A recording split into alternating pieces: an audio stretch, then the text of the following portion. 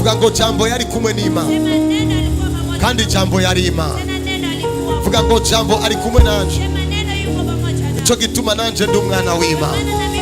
Aho jambo ashitse azana ivy'ubumana. Vuga cyane amen. Amashmesh koma. Na fata ahantu wandike. Shika mahali pa kuandika. Kwitaba Imana. Blaze ndakubaza iki? Blaze nikuulize. N'abandi mwasomye Biblia. Na wengine waliosoma Biblia. Ari hano na hamwe mwigeze mubona shetani avugana n'umuntu. Kuna mahali sasa moja mliwahi kuona shetani anaongea na mwanadamu. Igihe Adamu yagizwe Imana. Wakati Adamu amefanyika Mungu. Shetani amenya ngo haraje Imana iganzinos. Shetani akajua panakuja Mungu anayetawala hii dunia. Imana nivugana n'uwari we wese. Mungu haongei na wowote. Imana ivugana n'Imana. Mungu anaongea na Mungu. Adamu acayinjira muri acagenda kuri Eve. Adamu akaenda kwa Eve kugira ngo avugane na Adamu. ili aongee na Adamu. Kuko Adamu yaraganza yari Imana y'isi. Maana Adamu alikuwa anatawala, alikuwa ni Mungu wa dunia. Rondera Biblia yawe rero.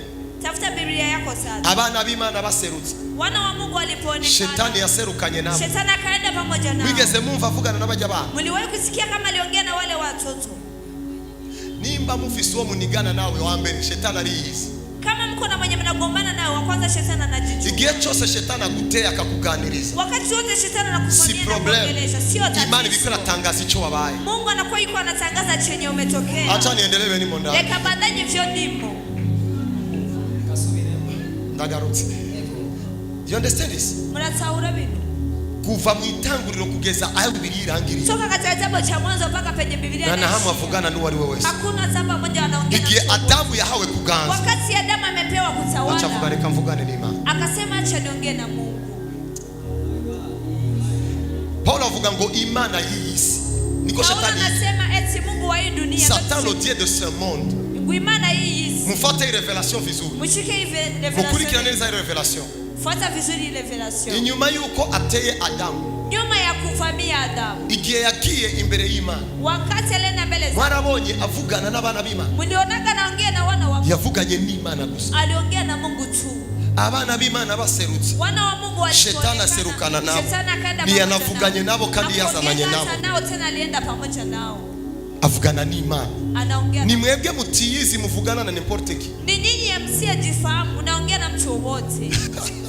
Ni mwebwe mutiyizi muvugana na n'importe qui. Ni nyinyi msiyejifahamu musangira na n'importe qui. Nachangia na wowote. Mwicara na n'importe qui. Mnaketi na wowote. Niko ndakugurura amaso. Niko nakufungura. Simvuze gufungura. Sisemi kula. Mvuze gusangira. Nasema kuchangia. Gufungura shobora gufungura na n'importe qui. Kula unaweza kula na wote. Ariko nshobora gusangira na n'importe qui. Lakini usikachangia. Kuba dufunguye hamwe nitwasangira. Kuwa tumekula pamoja tukuchangia. No, winjije ukuboko ku muceri wawe nanje twondisha ko ndinza kote yanje. Umeingiza mkono kumkuali wako na mimi nakula kote yangu. No, reka kwibesha ngo jena prophet wari cyo turasangira. Jena. Acha kujidanganya ati mimi na twarafunguye hamwe niturasangira. Tumekula pamoja tunachangia. Listen, in the spirit. Ni wemerewe gusangira na n'importe qui. Haukubali kuchangiwa na. Bisaba kumenya dimension yao. Inaomba ujue kiwango chako. Force ya shetani. Nguvu za shetani. Nubumenyi bwo kumenya dimension yiwe. Ni ujuzi wa kujua. Avugana na n'importe qui. Haongegi na wowote. Avugana n'Imana gusa. Anaongega na Mungu. Reka ndakwereke. Abonye Yesu mu bugarago. Alipoona Yesu. Ni yamusanze. Samemkuta yeko. Gotungana raje. Eti mwenye tuko sawa. Niko we are promotion.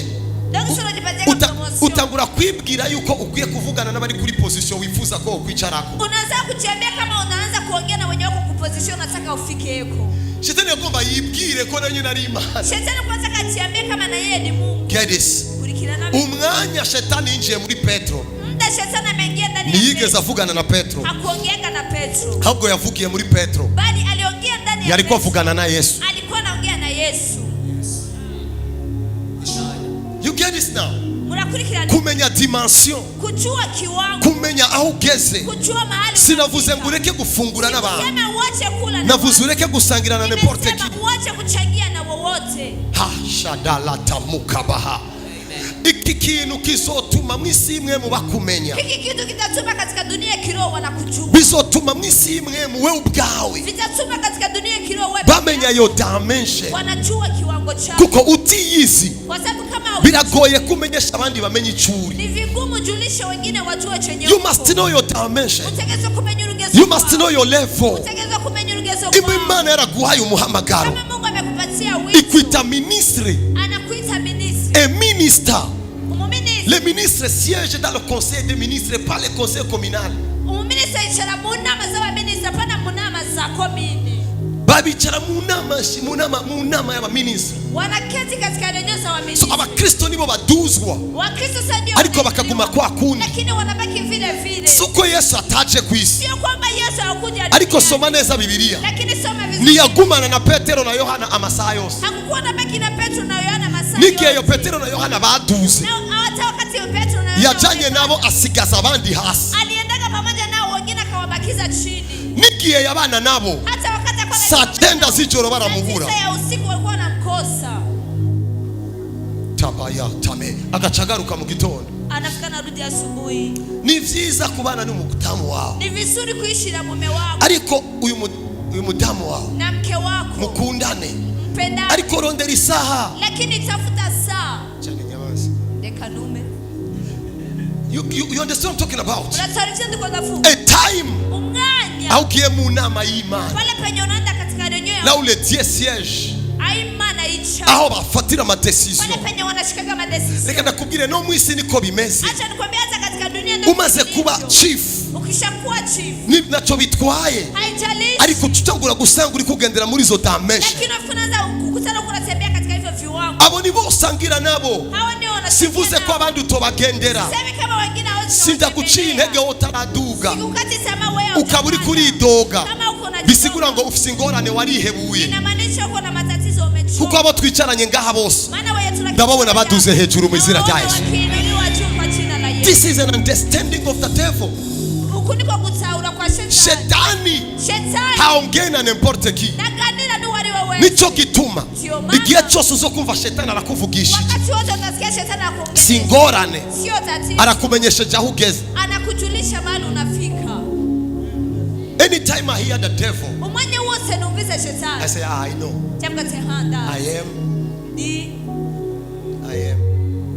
That's how I know my level. Uko ndiko menye kigurugezo bwanje. Rasutra hadash kabria ados. Nabariki maisha yenu. Ndaweza geuzima bwanje. Pako amena baridi hapa. Sio kama niitie mfrigo.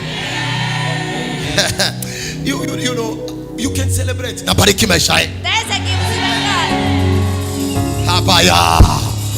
Let me show something. Yekanda mbele. Due 1 Samuel 3 ndabigisha icyo ngomba kwigisha.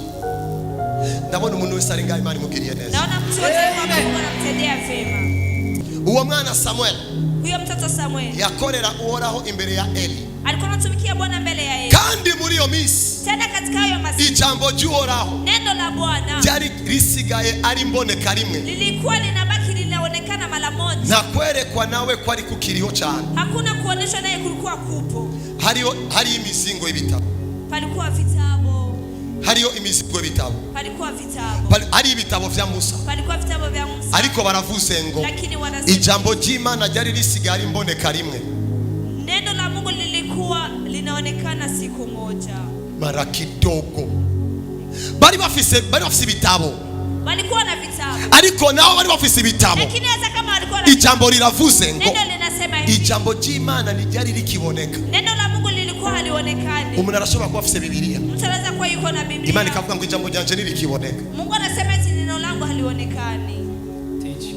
Mwibuke ko navuze ko ariyo difference y'ijambo ry'Imana na jambo w'Imana. Kumbuka nimesema kuna utofauti kati ya neno la Mungu na neno wa Mungu. Aho ndahareke. Hapo ni Ni paaje. mu murongo ukurikira before I kill the devil. Wa kufuata kabla ya kumua shetani. Ico gihe Eli yaratanguye guhuma asigaye ahwiwisha gusa umusuri izina yijyamiye ku buriri bwiwe. Right? Mstari wa 3. Murongo wa 3. Get this. Itara ry'Imana ritarazima. Samueli nawe ajyamye mu rushengero rw'uhoraho ahisanduku y'Imana iba. Hapana. Iba. Ojamaye. Wewe unalala wapi? Eli yari isinziriye ku buriri bwiwe. Eli alikuwa amelala. Samueli nawe Samueli ajyamye ahisanduku y'Imana iba. alikuwa amelala mahali sanduku la Mungu inaishi. Ikibazo cha Eli Tatizo la Eli. yaramaze kwiyibagira. Alikuwa ameshajisahau. Yarazi ko ari umunyagihugu. Alikuwa anajua kwa Ariko umwana Samuel lakini yarazi ko ategerezwa kurara mu nama z'Imana. alikuwa anajua kwamba anapaswa kulala katika mikutano ya Mungu.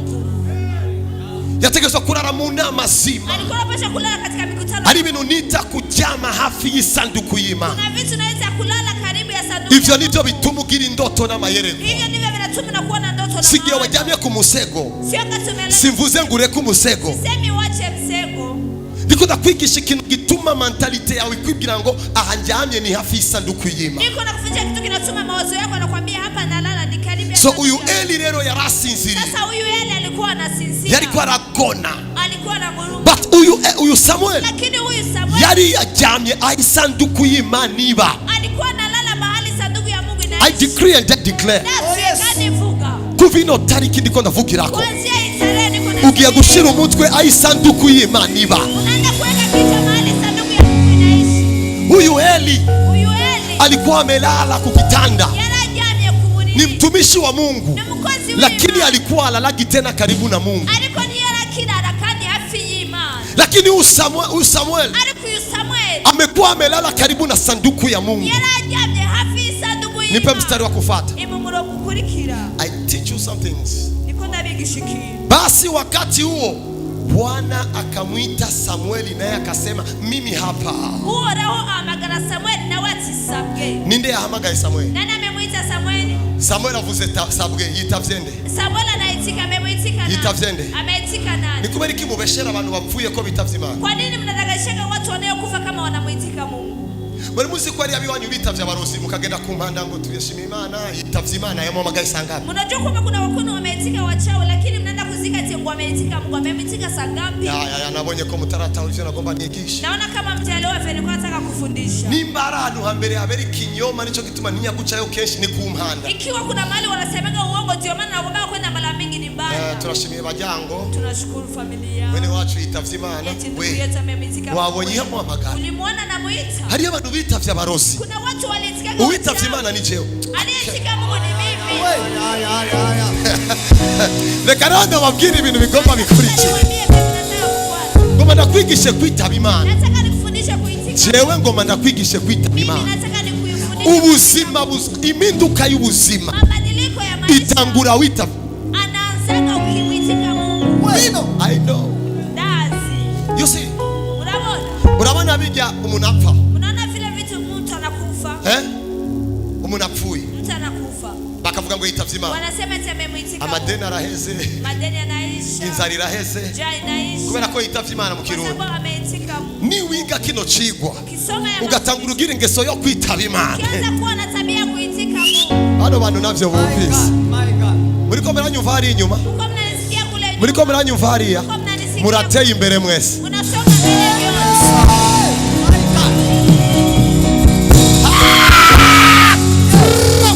Ya. Get this. Intango y'iterambere Mwanzo wa maendeleo ni ukwiga kwitaba Imana. ni kuiga kuitika Mungu. Ngomba ndabigishe jewe naje kubigisha kwitaba Imana. Na mimi nimekuja kuwafundisha kuitika Mungu. And you see, bajya abantu bajya ku mpanda. Wale watu wanaendaga mbali. Hari abita urusoro. Kuna wenye wanaitikaga risase. I told you. Ndabibabwiye. Wavuze gusa bakatavuga sa they go. They put the head there, they go. Ivyo sivyo? Hivyo Sivyo sivyo. nabige Kirundi. Niko naambia Kirundi. Hari abantu bajyama. Kuna watu Umuroza akavuga kanaka fulani avuze sa akisema tu anaenda. mugatamvuga ku mpanda ngo yitavye Imana. Unafanya sema mbada. Uyo yitavye umurozi. Ameitika mchawi. But now, Ariko subiza ujya murongo wa 4 ndaberekana. nilishole mstari wa 4. Okay, Uhoraho ahamagara Samuel. Bwana Nawe ati naye agiziki gajaki. anafanya nini shaka? Agiziki. Anafanya nini? Tabyuhoraho. Anitavye Imana sivyo? Anaitika Mungu si kweli? Reka nakwerekera no problem. Acha nikuoneshe sasa tatizo. Ndakwigisha ikintu waliso cange ndagitaha. Nikufundisha kitu wala nini? Ni bande bemera ko iyo ndabigishije ibintu bakabishira mu ngiro bibafasha. Wanani wanakubali nikifundisha vitu wakivitumia? Shiri murongo ukurikiye. Mstari wa kufuata. Araheza arirukanga aja iyo Eli ari aramubarira ati ndaje nditavye. Eli ateka singuhamagaye subira kuryama nuko aragenda araryama.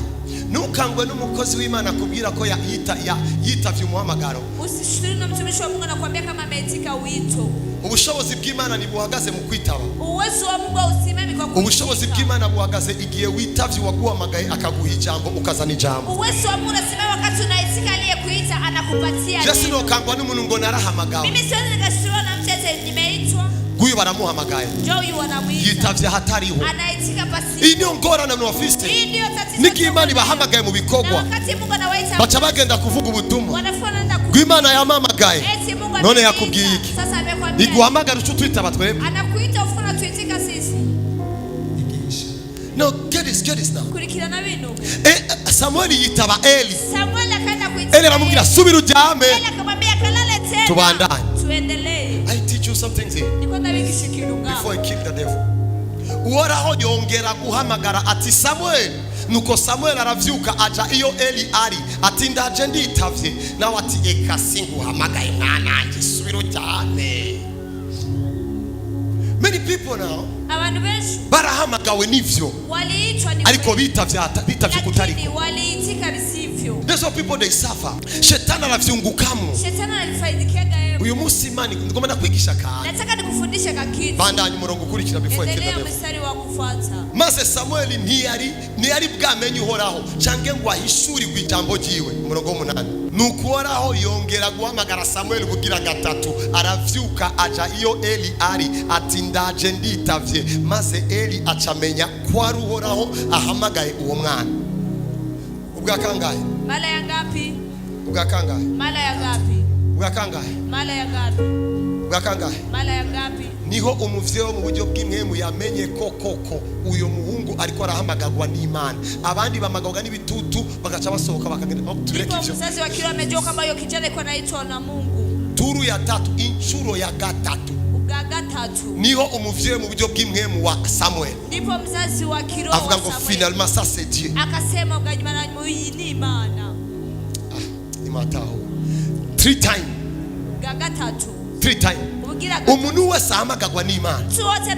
Natinya ko yozibigwa kuko Imana iguhamagaye na muntu yo kuzibira. Umuntu wese agerageza kwicira inzara yihamagaye. Inchuro ya gatatu. Mala ya tatu. Umvisa rero ugomba kwitaba Imana. Sikiliza sasa mwanataka kuitika Mungu. Nuko niko kubarira Samuel ati genda subira kuryama maze niyongera. Ninde yigisha umuntu kwitaba Imana? Ninana nafundisha mtu kuitika Mungu. Maze niyongera kuguhamagara uheze umwitabe utuhoraho nuvuge kuko umusavyi wawe neza amatwi. Nuko Samueli asubira kuryama aho yarari. Yitabe gute? Aitike aje. Yitabe gute? Aitike aje. Ati nuvuge umwitabe utuhoraho nuvuge. Iyo witavye Imana irondera kwijambo. Ukiitika Mungu namtafutaga yuko neno. Naona bado mkombe leo. Iyo witavye Imana irondera kwijambo. Ukiitika Mungu namtafuta yuko neno. Ingorane yanyu mama mwitaba Imana. Tatizo yenu mnakuwa mnaitika Mungu. Kuko iyo ugiye gusenga witavye nde? Maana ukienda kuomba umeitika nani? Ndakwigisha kwitaba Imana. Iyo ugiye gusenga witavye nde? Ukienda kuomba unaitika nani?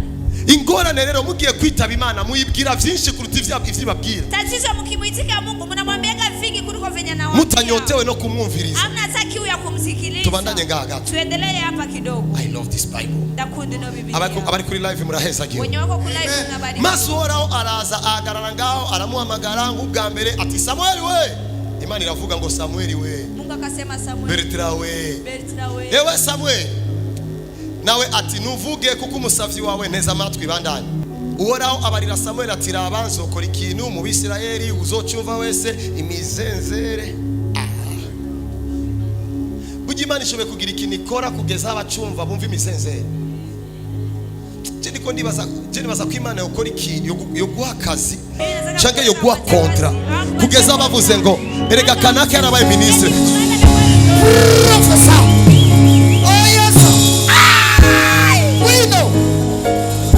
We have to celebrate that thing.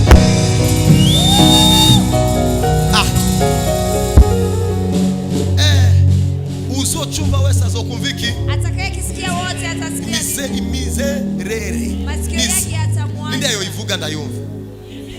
Hapa ivuge ningaguti.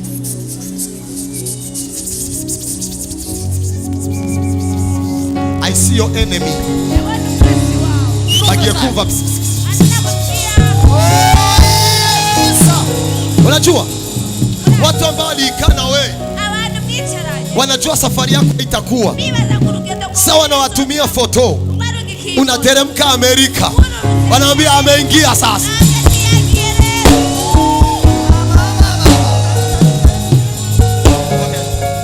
Kugira ngo umuntu ware ningoga reka ndabatware pole pole. Uwo munsi nzoshitsa kuri Eli ivyo navuze kuzu iwe vyose iyo biva bikagera. Murongo kurikira. Kuko maze kumubwira yuko ngiye guha inzu y'igihano kitazobavako mbahoye ukugabitanya yirengagije kuko abahungu biwe bihamagariye umuvumo nawe ntabateshe. Murongo kurikira. Nico catumye ndahira ab'inzu ya Eli yuko ibigabitanyo vyabo bitazotangirwa impongano niyo cyo bikimazi cyangwa ishikanwa gushitsa ibihe vyose. Umurongo kurikira. Nuko Samuel araryama ageza mu gitondo aravyuka yugurura inzugi z'inzu y'Uhoraho ariko atinya kubarira Eli ivyo yeretswe. Umurongo kurikira. Maze Eli aramuhamagara.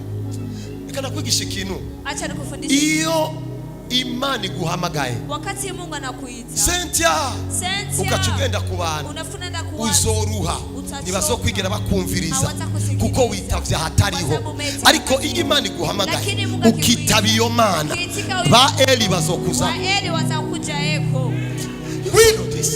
Uyu ni Eli Samuel yarondera, ariko kuva umwanya Samuel yitavye Imana Eli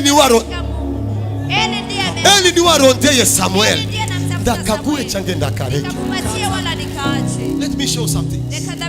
Abantu benshi nibazi formule yo kwitaba Imana. Watu wengi hawajui formula ya kuitika Mungu. Nukora amasengesho kubera ibigumba gumba. Usifanye maombi kwa sababu ya hisia. Ari amasengesho. Kuna maombi dusenga kubera ko abandi bariko barasenga. Tunafanya kwa sababu wengine wako. Sicho kimwe n'amasengesho usenga kubera ko Imana yagutumiye gusenga. Sio pamoja na maombi nafanya kwa sababu ingorane kenshi musenga mukivunga. Tatizo wengi mnaomba kwa kiu. Mwejeje gusenga nga mukaca muja kuryama. Aya n'amasengesho y'ikivunga. Ariko aya masengesho personnel ahantu wewe uvuga ngo nditavye Imana. Kuwa gatanu navuye muhira ndavuga ngo nditavye Imana chaza kwirigwa nga ibi ni Imana yankoreye. Kuwa gatandatu ndafata imodoka genda kwitaba Imana ku musozi, rondera ukuntu ugira programe zawe na Jehova, nurindire kwa guhamagara yaraguhamagaye ni warindiriye kumwitaba, ariko umenye ngo uyu mwanya jewe Celestin nditavye Imana. Nushobora kwitaba Imana ugumane telefone, kuko witavye Imana ukagumana telefone ni witavye Imana, witavye Imana n'abagenzi bawe. Maana ukiitika Mungu unabakiana na simu, umetika Mungu. Umuntu yitavye Imana niwe stress zihera. Ndiye stress zinaisha. Gendera be kumanda na stress bafise. Wendo tizame mbanda kuna stress. They say this people. Jalata mahakadoi. Ndaheza ubuzima bwanyu. Nabariki maisha yenu. Amen. Aunga irakanye ndaheza ubuzima bwanyu. Nabariki maisha yenu.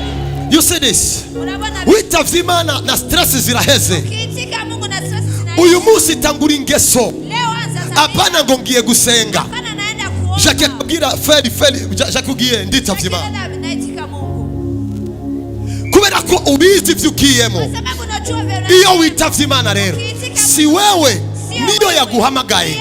Iyo ugiye gusenga ni wewe uvugira Imana. Iyo witavye Imana wewe uratekereza umwanya mwinshi kuruta umwanya wo kuvuga kugira ngo wumvirize Imana. Wewe unatulia muda mwingi kuliko muda wa kusema ili usikize Mungu. Ni muramenye ivyo ndiko nabigisha. Gomba mu difference faso yanyu yo gusenga. Nataka mtafautishe kisieni. Giye gusenga sawa. Rababa ribaya taba mana unyibuke riyaba eshaba. Ari kuritavye Imana. Lakini unaitika Mungu. Ndi hano. Niko hapa. Sema niko hapa. Sema niko hapa.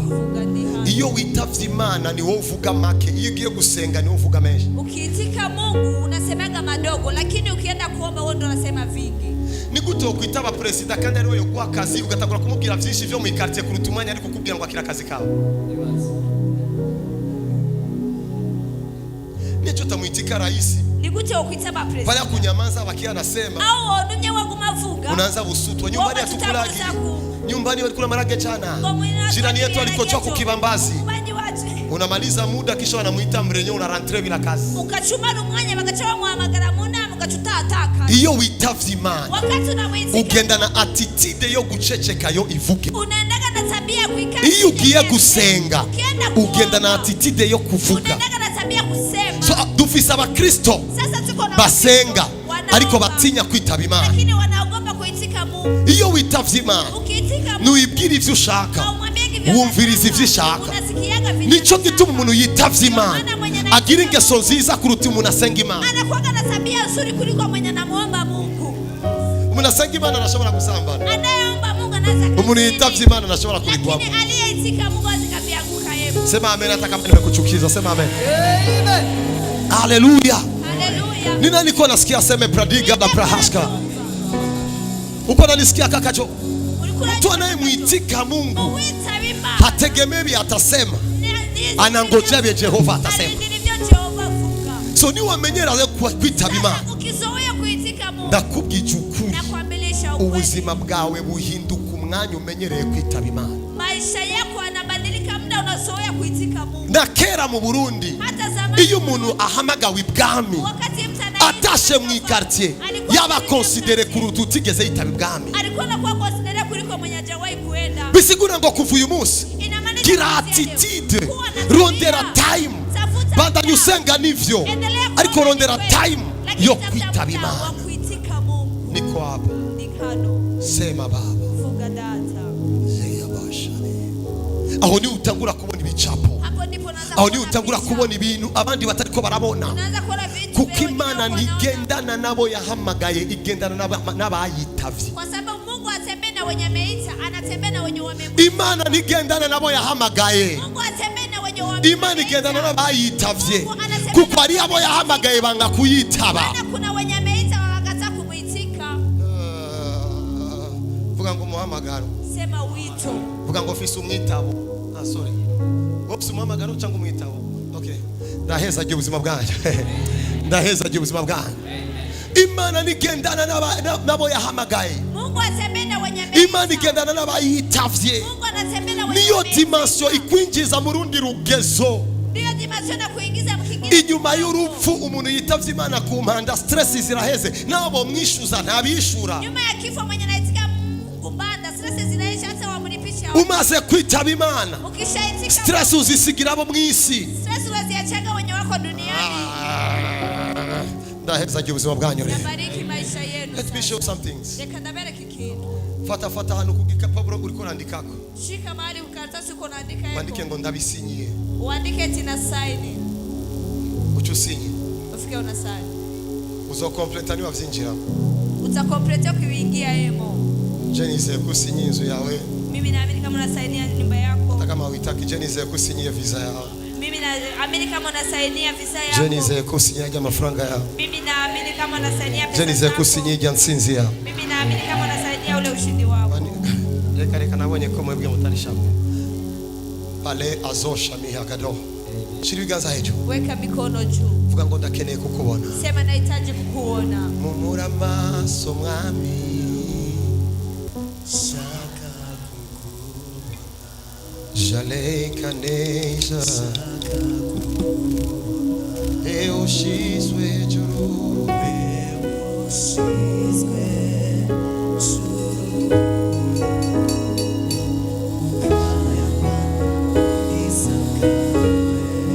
Yesu kingo besu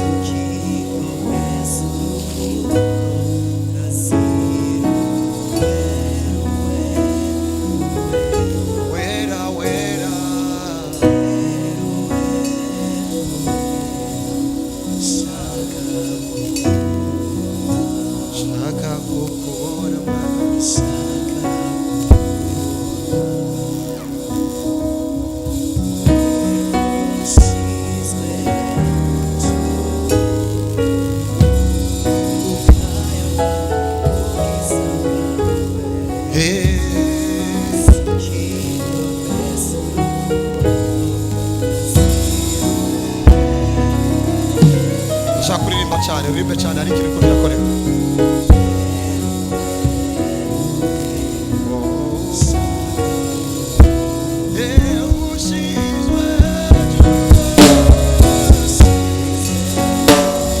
Mwami wanje ushizwe hejuru haleluya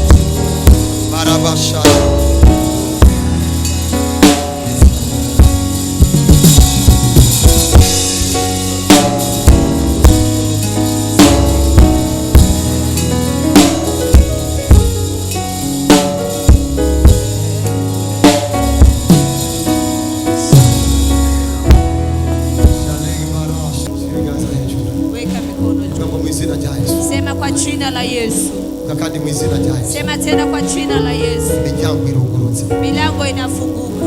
Vuga kandi mu izina rya Yesu. Sema tena kwa jina la Yesu. Uyu munsi Kuanzia leo yitavye Imana. ninaitika Mungu. Ngiye kubaho ubuzima. Naenda kuishi maisha Yitavye Kristo. ya mtu anayeitika Kristo. Mu izina rya Yesu Kwa Kristo. jina la Yesu Kristo. Amen. Sema amen kubwa.